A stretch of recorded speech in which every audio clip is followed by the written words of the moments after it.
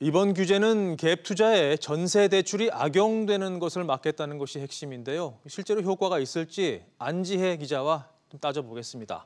안 기자, 먼저 규제 때문에 엉뚱하게 피해를 보는 사람들이 없어야 될 텐데 예외는 그렇죠. 있죠? 네, 당연히 있습니다. 표를 보면서 좀 설명을 드리면 직장 이동이나 자녀 교육, 혹은 부모님 모시는 등의 이유로 전셋집이나 구매주택 모두에서 세대원들이 실거주를 하는 경우인데요. 다만 이 경우에도 살고 있는 아파트가 위치한 특별시나 광역시를 벗어나서 전세를 얻어야지 이 경우에만 가능하지 같은 시군 간의 이동은 인정이 되지 않습니다. 또 전세대출 즉시 회수에도 예외가 있는데요. 구입 아파트의 기존 임대차 계약 잔여 기간이 남은 경우에는 그 잔여 기간까지는 대출 회수를 유예해 줍니다. 네. 자, 가장 중요한 질문일 텐데 이 대책이 효과가 있을까요? 우선 당장 규제 지역에서는 갭 투자를 줄이는 데 좀 효과가 있을 거라는 게 전문가들 의견입니다. 직접 들어보시죠. 투기 과열지구 같은 규제 지역에서 다주택자뿐만 아니라 1주택자들도 갭 투자 규제 대상이 되기 때문에 주택 시장이 실거주 중심으로 재편될 가능성이 있습니다.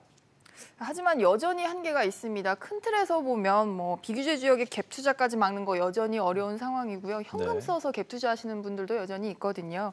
대출 안 받는 갭 투자가 여전히 가능한데 뭉칫돈 가진 현금 부자는 현금 거래 당연히 하면 되는 거고 전세가와 매매가 차이가 얼마 나지 않는 경우에도 갭 투자를 막을 수 있는 도리가 없는 게 현실입니다.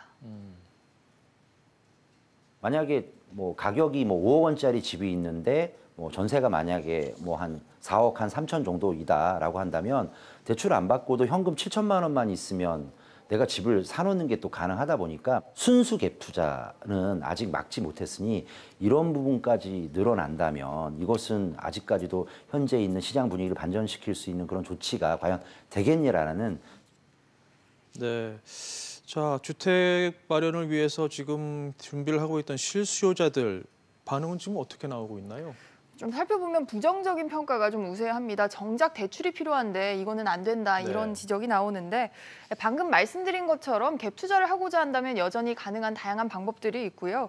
때문에 집값 잡는 데 얼마나 화력이 있을지 미지수인데다가 주택담보 인정 비율 그러니까 LTV 아래 집 한 채를 사려면 수억 원의 현금이 필요하기 때문에 전폭적인 대출 지원 없이 소규모 물량 공급 등은 큰 의미가 없다 이런 냉소가 이어지는 상황입니다. 네, 그렇군요. 양 기자 잘 들었습니다.